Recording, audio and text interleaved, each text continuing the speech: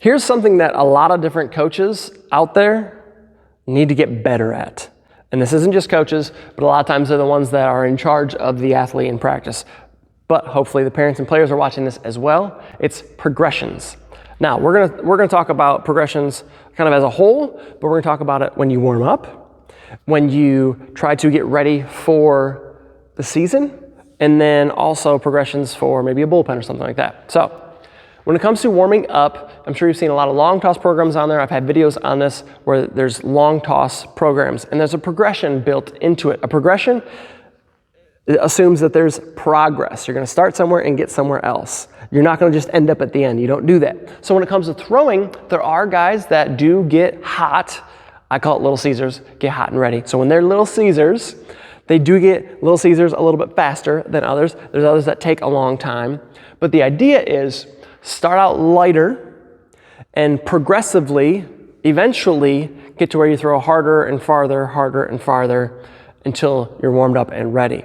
Because what can tend to happen is, I'm sure you've seen some lunk of a guy, or I don't know what that word is, but some guy that just goes and throws as hard as they can at a minor league baseball game with a ball, and they haven't thrown in 3 years, and they just do this afterward.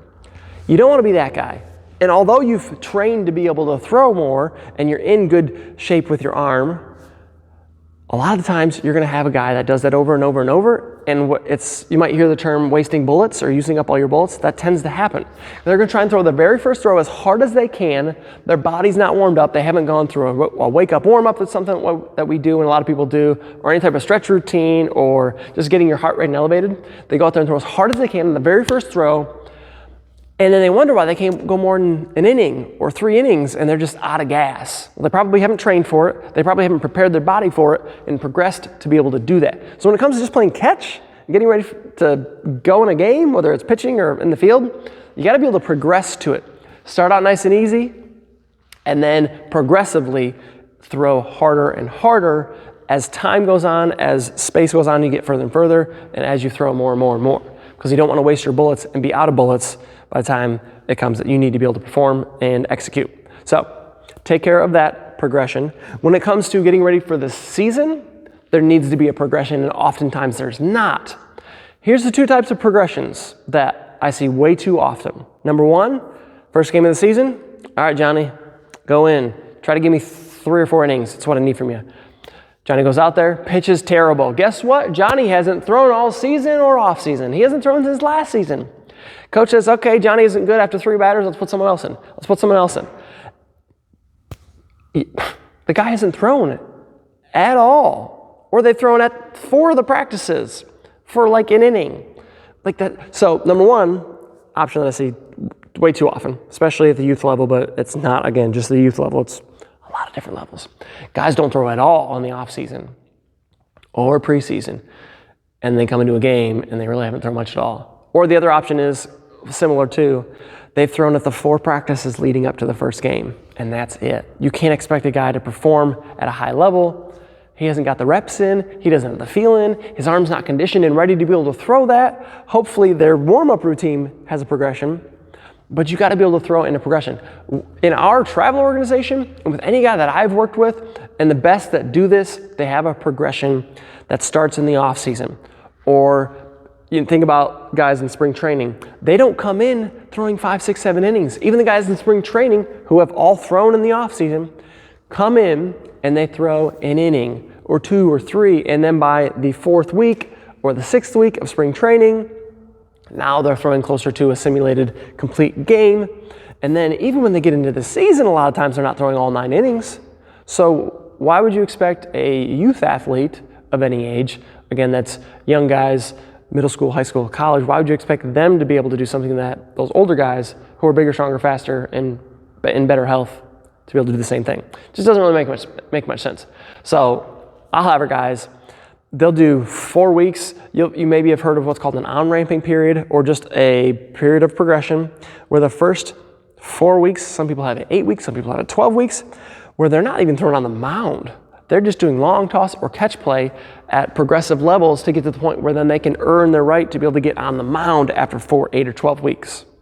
And then once that period's done, they're ready to get on the mound and throw an inning 15 pitches, 12 pitches, maybe 20 pitches. And that's week 1. So now when you're talking about weeks and weeks and weeks, to get to the point where you pitch 1 inning. And in addition to that 1 inning, that whole week, you're also doing the stuff you've been doing. So you're maintaining that progression you've done. So if you've worked up to throwing 5 days a week, long toss for a half hour or whatever it is, or 15 minutes or 10 minutes or 5 minutes, but really long, you're doing that every single day.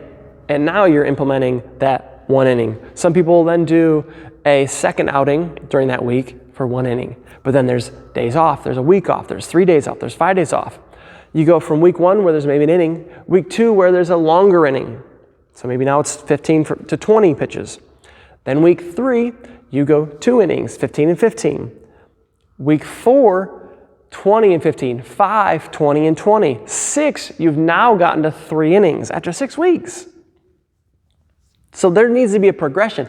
Most people don't do this, but this is a really good idea of what you can do as far as a progression leading up to a season, where you give yourself a month of just playing catch most days. Then do an inning, then do a longer inning, then do 2 innings, 2 longer innings, 3 innings. So you're talking 2, 3, 4 months in advance that a lot of guys are doing at the best levels to be able to really prepare their body to be able to throw in a game and execute and feel comfortable and not get injured and last that long and maintain their velocity. So there's a lot that goes into it.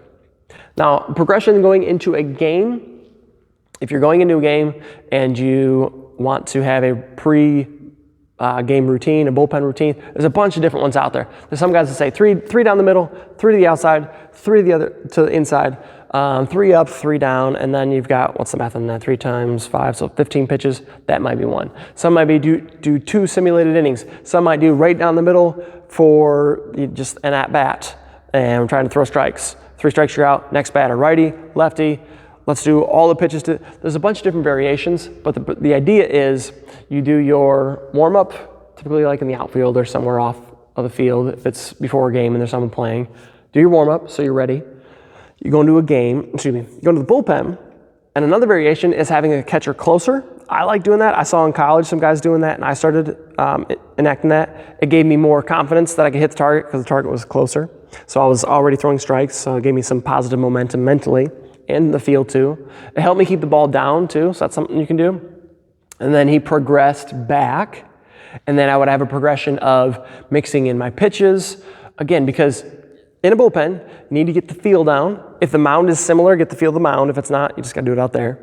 But even before an inning, you need to get the feel of the mound.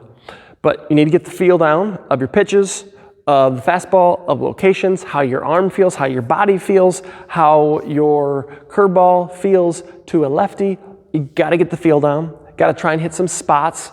Have a catcher conversation if he's in there catching with you, and just feel out, what am I going to do today? What if I already know my game plan for the day, which is just to execute and throw strikes, so I'm going to try and do it here. If I know it's a really good team at, they got a bunch of lefties, I need to start seeing how I'm going to execute against lefties. If I know I'm in for a short inning, I need to have a really high mentality, go get strikes and go get dudes out. That needs to be my mentality.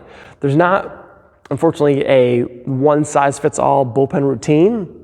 The easiest one would just be to try and hit all the spots in a strike zone, unless you throw 30 pitches and you don't, but try to, and then just make sure you're throwing all your pitches.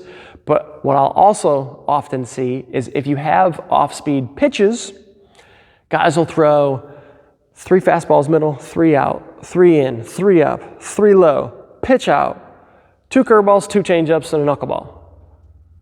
I don't know what the math is on that, but the percentage is very low for your off-speed pitch. You throw a fastball every single day of your life. A lot of guys only throw their off-speed in the bullpen and in the game. And that happens once or twice a week, 3 times if you're lucky if you're a reliever, maybe 4 times if you're a reliever and you're only going there once time. But it could be once a week that you're working on your off-speed. That makes no sense. Let's have a progression that makes sense. So have your fastballs and your locations and all that, but make sure you're feeling out your curveball or your slider or your changeup or whatever it is with more than 2 pitches, please, because you gotta know what's gonna happen with those pitches. I remember being, the first time I ever pitched in a minor league park, it was in college, and I was so pumped. And my bullpen routine was okay. I went in the game, and my first couple pitches when the ump gives you like, 4, 6, 8 pitches, whatever it is, my first couple curveballs, which is my go-to, which I threw a ton in practice and warm-ups, I just threw a lot. But my first few pitches in warm-ups, I didn't have a curveball. It was spinning like a cement mixer, and at the time I didn't realize that that's just a really bad slider, or it's a certain type of slider. I didn't know what slider was, and so I was throwing my curveball, which is pretty loopy usually, had a lot of movement. I could throw it anytime, anywhere, and I just didn't have it. And that will happen too, but that happened one time in my career because I threw the heck out of my off-speed pitches in practices, in bullpens, and then in game, so that it was comfortable. And I knew how to adjust typically, aside from that one time, but that stuff's gonna happen. So make sure you've got a progression with what you're doing, whether it's just getting warmed up, whether it's getting ready for the season, or getting into a game.